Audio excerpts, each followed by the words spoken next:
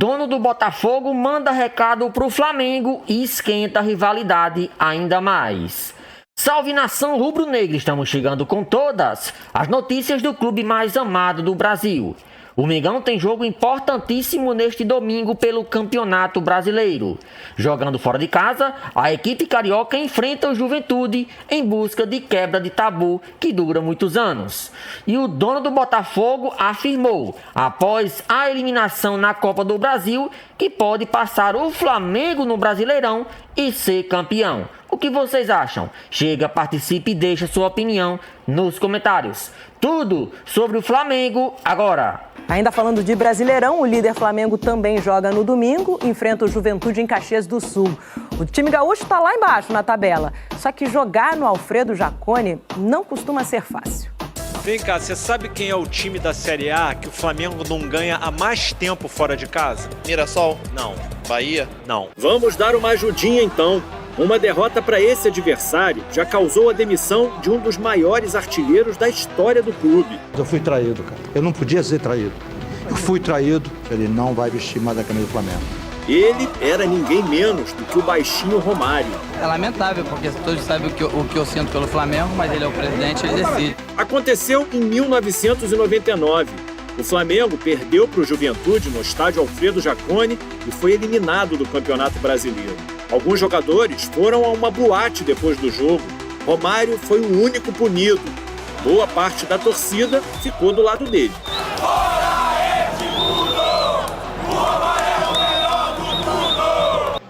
Nos últimos anos, sempre que o Flamengo vai a Caxias do Sul, o torcedor fica preocupado. Afinal, faz tempo, a última vez que o time venceu o Juventude jogando como visitante. Foi em 1997, 1-0. Chute de Bruno Quadros, gol contra do zagueiro Rodrigo. E sempre foi muito difícil jogar lá em casa. Você vai para Porto Alegre, de Porto Alegre você sobe para Caxias, e aí é o frio, é a chuva, é o campo pesado. Desde aquela última vitória, o Flamengo enfrentou o Juventude 13 vezes como visitante. Foram 7 derrotas e 6 empates no Alfredo Jaconi. Aquele estádio lá, meu Deus do céu.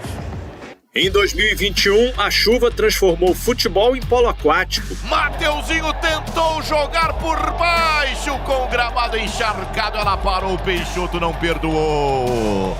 No ano passado, Rossi fechou o gol. Rossi!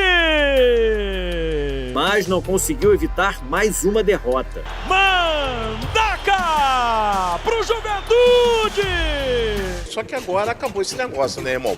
Segura a ansiedade, chegou o Felipe Luiz pra quebrar o tabu. Domingo tem jogo no Alfredo Jaconi e o torcedor tá confiante. Vem cá, dá pra ganhar agora? Dá, lógico, qual o time que a gente tem, pô? Isso é a seleção, filho. Pô, meio campo é bom, ataque é bom, a zaga é boa. O time é perfeito. Vamos ganhar, ser campeão. Tá em crise, chama o Vasco.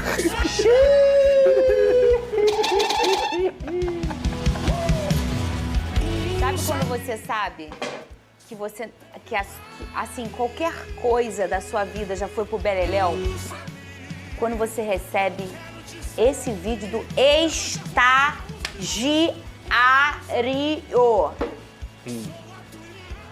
Ah, não tá ainda? Tá no ponto. Qualquer coisa eu pego aqui meu telefone e chego ali na câmera 1. Quando eu recebi esse vídeo do estagiário, que eu já vou mostrar, eu falei, gente, eu posto mijando no cachorro. Ele não tem nem amor ao emprego dele. Não é possível. Não, Vene Casagrande, aí entrou um link ali no programa da Isabelle, nem lé com cré, aí o homem incendeia a torcida do Fogão, cantando a música pra mim. Ele mandou pra mim meia-noite, eu não entendi nada. Eu falei, o que o Oliver tá me mandando mensagem dessa hora, gente? Cadê o meu telefone? Aqui, olha só o que eu recebi do estagiário. Isso que horas eram, gente? Pelo amor de Deus, isso aqui é o estagiário, tá? Vê aqui, eu vou botar aqui pra vocês.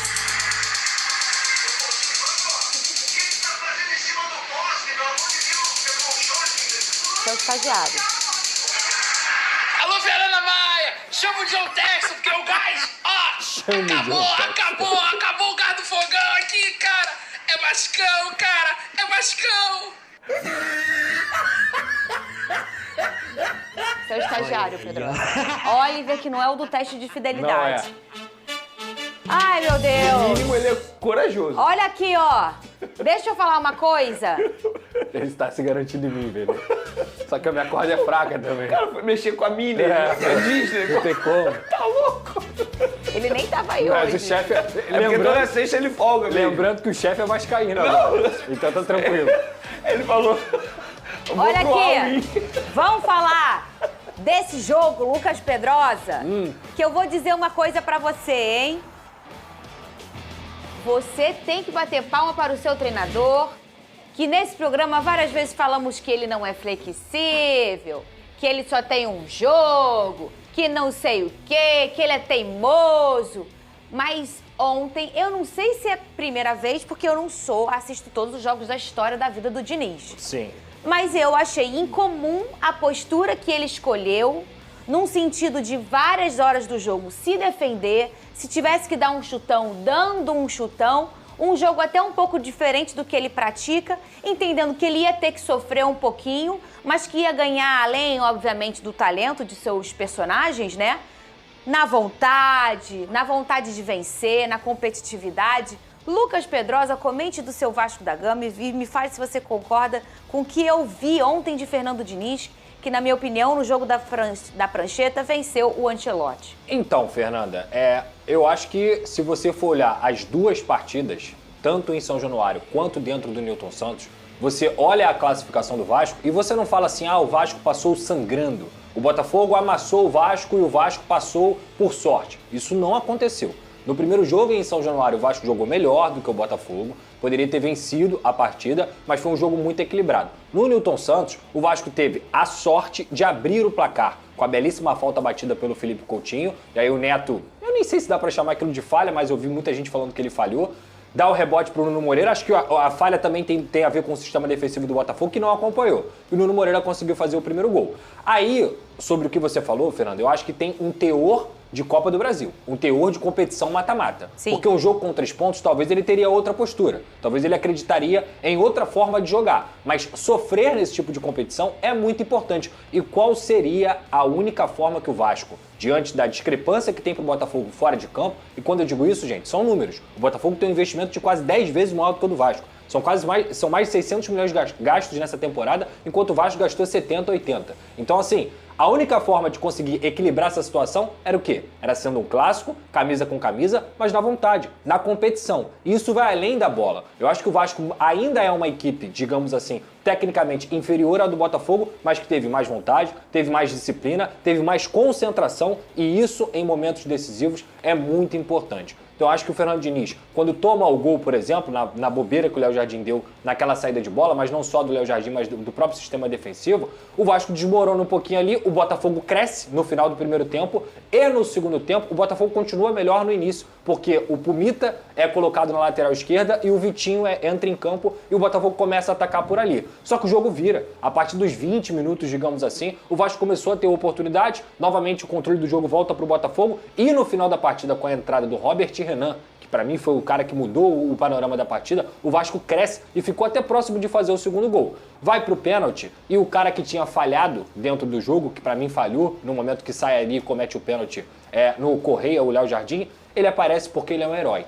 A gente está falando de um Vasco que bateu um recorde e agora está junto com o Cruzeiro e Palmeiras como a equipe que mais se classificou de forma seguida na Copa do Brasil. São 5 classificações seguidas. O Vasco bateu 28 pênaltis nessas disputas e fez 26. O que mostra que a força mental dentro desses momentos é muito grande. De você ter um grande goleiro, um goleiro que é um dos melhores do Brasil e que tem que estar no radar da seleção brasileira e também ter batedores que confiam no seu próprio goleiro. Então o Alex Telles, pela fatalidade, mesmo sendo um especialista, perdeu e aquilo deixou o Vasco mais confortável nas cobranças. Então o Vasco conseguiu se classificar diante do Botafogo. O que para mim significa, Fernanda, sinceramente falando, é uma recuperação de autoestima. É o Vasco novamente, em 2 anos seguidos, chegando a uma semifinal de Copa do Brasil. Isso é muito importante para um clube que está passando pelo que está passando nos últimos anos. Isso é muito importante para você recuperar a confiança da torcida, a perspectiva. O futebol é feito de perspectiva. E hoje o torcedor vascaíno que ainda tem um Fluminense pela frente, que é muito forte, pode ter Cruzeiro ou Corinthians numa final, numa eventual final, ele tem o direito de sonhar. Porque se passou do Botafogo, que tinha toda essa discrepância fora de campo, e mostrou que o equilíbrio dentro de campo era outro, o Vasco tem condições de competir com qualquer um. Ainda falta muito. O Vasco tem que melhorar muito e usar o Campeonato Brasileiro para se livrar do rebaixamento e conseguir chegar bem na Copa do Brasil, principalmente pro confronto diante do Tricolor. Mas a verdade é simples e rasa e curta. O Vasco pode e deve sonhar com esse título da Copa do Brasil. É possível. E o torcedor vascaíno tem que estar muito feliz com o que aconteceu ontem, com a postura do Fernando Diniz, com a postura do Léo Jardim, do Lucas Freitas, que jogou bola demais, do próprio Felipe Coutinho. As pessoas... Quem fala mal do Felipe Coutinho não está assistindo o jogo do Vasco. Quem fala mal do desempenho do Felipe Coutinho não está assistindo o jogo do Vasco. A temporada do Felipe Coutinho é boa. O Nuno Moreira nem se fala. Extraordinária contratação. O Ryan joga muito. O Verratti, mesmo não conseguindo ser tão importante com a bola no pé, foi lá e bateu o pênalti de novo. É um time que está formando e está criando casca. O Barros foi uma volta muito importante, titular absoluto, e mesmo perdendo o Jair, mesmo perdendo o Tietê, mesmo perdendo outros jogadores como o Piton, o Vasco conseguiu se manter naquele momento ali, forte, firme, porque isso é time que tem casca para ser campeão. E eu acredito que o Vasco tem condições sim de sonhar com esse título da Copa do Brasil. Lavou a alma ontem. Olha, ô Vene Casagrande, eu acho que o pulo do gato pro Vasco nessa competição de Copas, e o Pedrosa trouxe muito bem essa análise em relação à postura do Diniz, vai ser sim a postura do Diniz.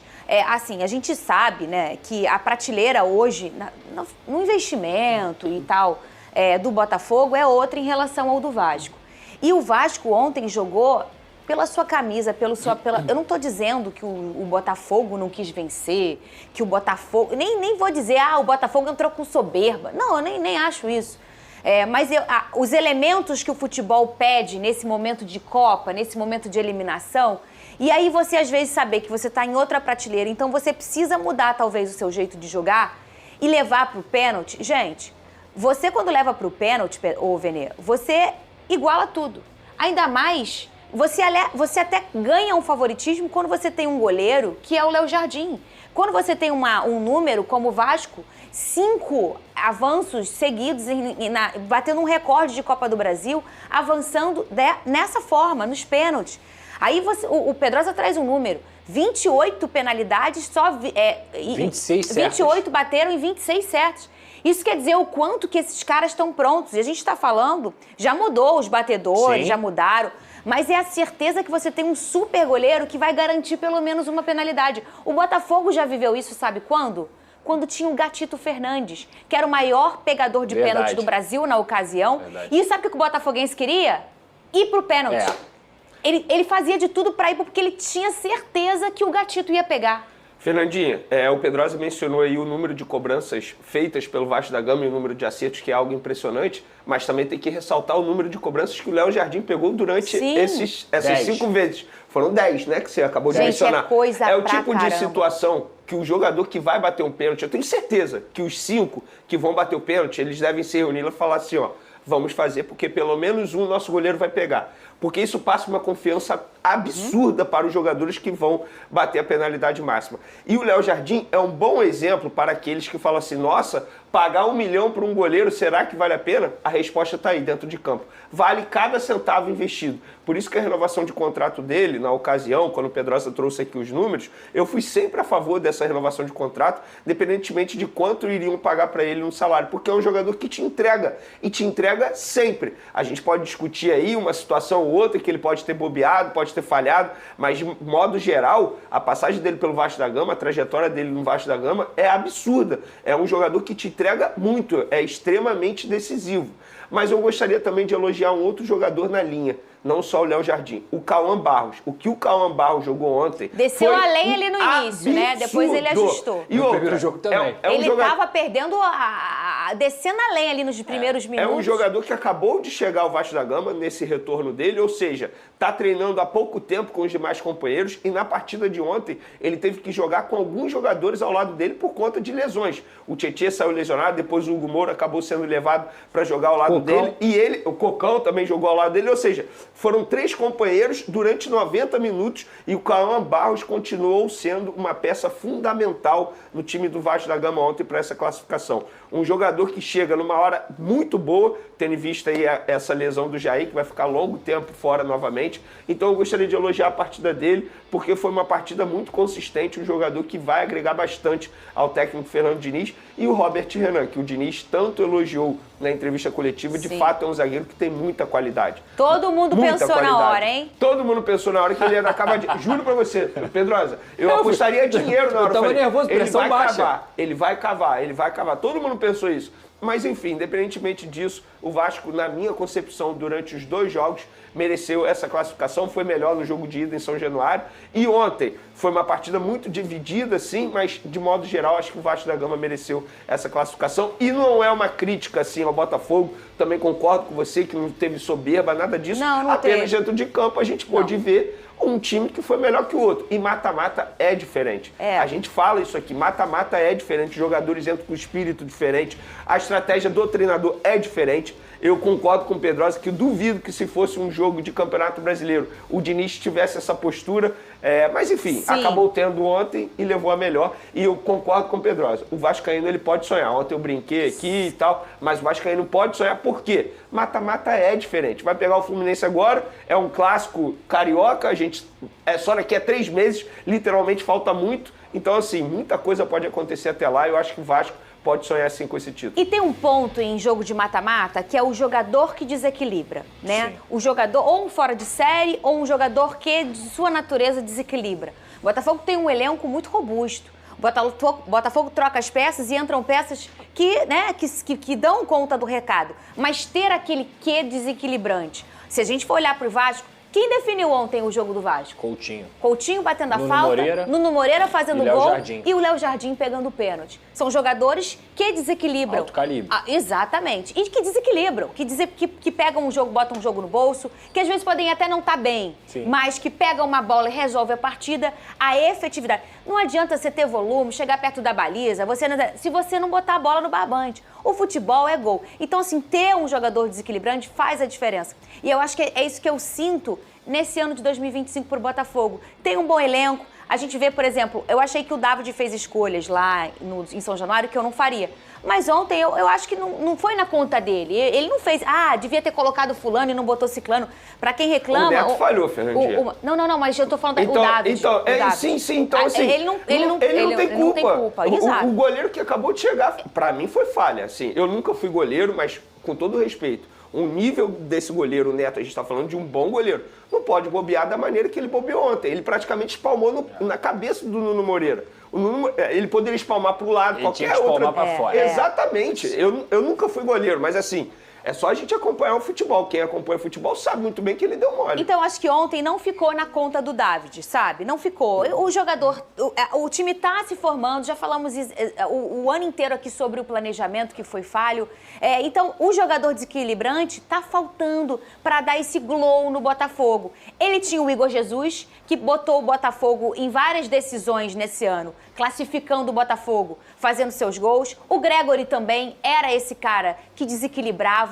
Sabe um outro cara que faz a diferença e desequilibra e faz um gol quando precisa? O Cuiabano. Ele também é esse jogador. E o Botafogo sentiu a falta dele ontem. E, gente, não tô falando, porque o Alex Telles... Gente, o Alex Telles fez o gol de pênalti que botou o Botafogo na briga pela penalidade. O Telles fez o gol para ganhar a Libertadores. Ele tem todo o crédito com a torcida. Eu não tô vendo nenhum torcedor falando... coisas que acontecem no futebol. Mas o que eu quero dizer é que o jogador que desequilibra. O Igor Jesus foi embora, o Gregory foi embora. Então o Botafogo tá precisando desse personagem para tentar melhorar esse grupo, esse elenco, que é um elenco muito bom, que tem muita qualidade. Sim. Mas que precisa desse personagem que o Vasco teve ontem na noite com o Coutinho, o Léo Jardim e com o Nuno Moreira. Eu vou ficar aqui. Na reta final de preparação para mais um compromisso importante no Campeonato Brasileiro, o Flamengo realizou na sexta-feira, dia 12 de setembro, o penúltimo treino antes de enfrentar o Juventude, pela 23ª rodada da competição. A atividade contou com ausências importantes, mas também teve novidades no elenco rubro-negro. O técnico Felipe Luiz precisou lidar com desfalques já esperados e incertezas no departamento médico, ao mesmo tempo em que recebeu de volta o atacante Gonzalo Plata, que havia se ausentado nos últimos dias. Jorginho, Um dos nomes que vinham sendo utilizados com frequência por Filipe Luís segue fora das atividades com o grupo. O jogador continua em tratamento no departamento médico do clube por causa de um incômodo na parte posterior da coxa esquerda. Ele não participou dos treinos ao longo da semana e tampouco esteve presente na atividade desta sexta-feira. A sua participação na partida contra o Juventude é considerada improvável, embora a decisão final sobre sua presença fique a cargo da comissão técnica e do DM próximo da hora do jogo. Outro jogador que também permanece como dúvida é o lateral direito Guilhermo Varela. O uruguaio sofre com uma pubalgia e está sob cuidados médicos, sem previsão concreta de retorno. Assim como Jorginho, ele não participou dos treinamentos recentes e dificilmente será relacionado para o duelo em Caxias do Sul. A ausência de opções pode forçar Filipe Luís a improvisar atletas em posições diferentes, como tem feito em situações anteriores. Além desses dois atletas, Filipe Luís também sabe que não poderá contar com Eric Pulgar e Alex Sandro. O volante chileno ainda se recupera de uma cirurgia no 5º metatarso do pé direito e está em processo de transição. A previsão de retorno é para as próximas semanas, mas o duelo com o Juventude está fora de cogitação. Já o lateral esquerdo Alex Sandro está na reta final de recuperação de uma lesão na panturrilha esquerda. A expectativa é que ele esteja à disposição para o jogo contra o Estudiantes, da Argentina, válido pelas quartas de final da Copa Libertadores. E se, por um lado, o Flamengo tem lidado com baixas importantes, por outro, recebeu uma boa notícia no treino desta sexta-feira. O atacante Gonzalo Plata voltou a treinar normalmente com o grupo, após ter pedido uma folga extra e não se reapresentado na quinta-feira, dia 11. O jogador equatoriano seguiu o cronograma estabelecido pela comissão técnica e, com isso, voltou a ficar à disposição para o jogo de domingo. A sua presença pode ser importante, especialmente diante da escassez de opções no setor ofensivo. O Flamengo lidera o Campeonato Brasileiro com folga e chega embalado para o confronto contra o Juventude, que acontece no domingo, dia 14 de setembro, às 16h, horário de Brasília, no estádio Alfredo Jaconi, em Caxias do Sul. Apesar da diferença de momento entre os dois clubes na tabela, o Flamengo é o primeiro colocado com 47 pontos, enquanto o Juventude ocupa a 10ª posição e luta contra o rebaixamento. O confronto inspira cautela. Um dos motivos para essa precaução é o histórico do Flamengo atuando no Alfredo Jaconi. Em 16 jogos disputados no estádio do Juventude, o rubro-negro venceu apenas 3 vezes. Foram 7 empates e 6 derrotas, o que representa um aproveitamento de apenas 25%. Trata-se de um dos locais onde o Flamengo tradicionalmente encontra dificuldades, independentemente do momento vivido pelas equipes. Esse retrospecto serve como alerta para o elenco carioca, que não quer ser surpreendido. O experiente Meia Nenê, referência no elenco do Juventude, também comentou sobre a partida e fez um alerta. Aos 44 anos, o jogador destacou a necessidade de concentração total durante os 90 minutos, citando a qualidade individual dos jogadores do Flamengo como fator decisivo. Segundo Nenê, um descuido mínimo pode ser fatal. A gente tem que estar ligado o tempo todo. É jogo que vai ser decidido no detalhe. Se você bobear por 2 minutos, são jogadores de muita qualidade. Podem fazer a diferença a qualquer momento, afirmou o camisa 10 do time gaúcho. O confronto entre Flamengo e Juventude representa mais do que apenas 3 pontos. Para o time da casa, é uma oportunidade de respirar na luta contra o rebaixamento. Para o rubro-negro, trata-se de manter a liderança isolada e consolidar a campanha rumo ao título brasileiro. Apesar do favoritismo do Flamengo, a equipe precisa entrar em campo com foco total para evitar surpresas. Enquanto o Flamengo se consolida como principal força do futebol brasileiro na atualidade, as análises fora de campo também apontam para a hegemonia do clube carioca, em termos de estrutura, receita e gestão. De acordo com o jornalista e especialista em finanças esportivas Rodrigo Capello, apenas 2 clubes no Brasil possuem potencial para acompanhar Flamengo e Palmeiras em termos de capacidade financeira e competitividade: Corinthians e São Paulo. No entanto, segundo Capello, esses 2 gigantes paulistas ainda precisam se organizar melhor administrativamente para alcançar esse nível de excelência. O Capello destacou que o potencial de Corinthians e São Paulo está muito ligado à sua localização e ao tamanho de suas torcidas. Estar em São Paulo, a maior capital e o principal centro econômico do país, puxa a receita do estádio, patrocínios e a visibilidade da TV. É uma vantagem muito grande, explicou o jornalista. Ele também mencionou que, apesar de cometerem erros e fazerem negócios ruins, esses dois clubes ainda conseguem competir por causa do volume de receita que geram. No entanto, alerta que fazem isso de forma irresponsável. Enquanto o Flamengo adotou uma postura responsável desde 2013, cortando custos e gastando menos do que arrecada, os rivais paulistas ainda enfrentam problemas com dívidas e má gestão. O rubro-negro, por exemplo, passou a contratar jogadores de nível europeu, como o atacante Samuel Lino, que veio do Atlético de Madrid. Já o Palmeiras, embora também tenha feito uma reestruturação, contou com o apoio financeiro da patrocinadora Crefisa para dar um salto em sua estrutura e competitividade. Por outro lado, Corinthians e São Paulo seguem no mercado fazendo investimentos questionáveis. O Corinthians, por exemplo, contratou Memphis Depay e está pagando salários em padrão europeu, mesmo com a grave crise financeira. Já o São Paulo quase comprometeu seu orçamento em uma tentativa frustrada de contratar o atacante Marcos Leonardo, do Al Hilal, da Arábia Saudita. A transação só não foi concluída por falta de tempo hábil nas janelas de transferência. No cenário atual do Brasileirão, o Flamengo lidera com ampla vantagem e vive um momento de estabilidade e confiança. No entanto, mesmo com essa situação confortável, outras equipes ainda acreditam ser possível encurtar a distância. Um exemplo disso é o Botafogo. Apesar de estar 12 pontos atrás do Flamengo na tabela, com 35 pontos ocupando a 5ª colocação, o proprietário da SAF alvinegra, John Textor, acredita que sua equipe ainda pode brigar pelo título. Durante a entrevista, Textor minimizou a vantagem rubro-negra e afirmou que a temporada ainda está em aberto. A temporada não começa em abril. Tivemos essa mentalidade no ano passado e fizemos a melhor temporada do Botafogo em 20 anos. Tivemos uma mudança inesperada de treinador. O Flamengo está 10 pontos acima de nós. É uma distância que podemos alcançar, declarou o empresário, ainda que os números mostrem que a diferença real seja de 12 pontos.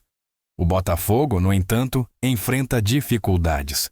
A equipe foi eliminada da Copa do Brasil nas quartas de final pelo Vasco, nos pênaltis, e também caiu na Libertadores para a LDU, do Equador. Já o Flamengo segue vivo em todas as frentes. Além da liderança no Brasileirão, o clube está nas quartas da Libertadores e já conquistou a Supercopa do Brasil nesta temporada, justamente sobre o Botafogo, em um confronto que reforçou a atual superioridade do rubro-negro em relação ao rival carioca. Em resumo, o Flamengo vive um momento muito positivo dentro e fora de campo. Mesmo com desfalques e algumas incertezas no elenco, o time tem mostrado profundidade no plantel e capacidade de adaptação. A liderança no Campeonato Brasileiro e a boa campanha nas competições internacionais reforçam a consolidação do projeto esportivo e financeiro iniciado há mais de uma década. No domingo, contra o Juventude, o desafio será manter a regularidade, superar um adversário que luta pela sobrevivência e jogar com inteligência em um estádio historicamente complicado para o clube. Com foco e disciplina, o Flamengo tenta dar mais um passo rumo ao título nacional.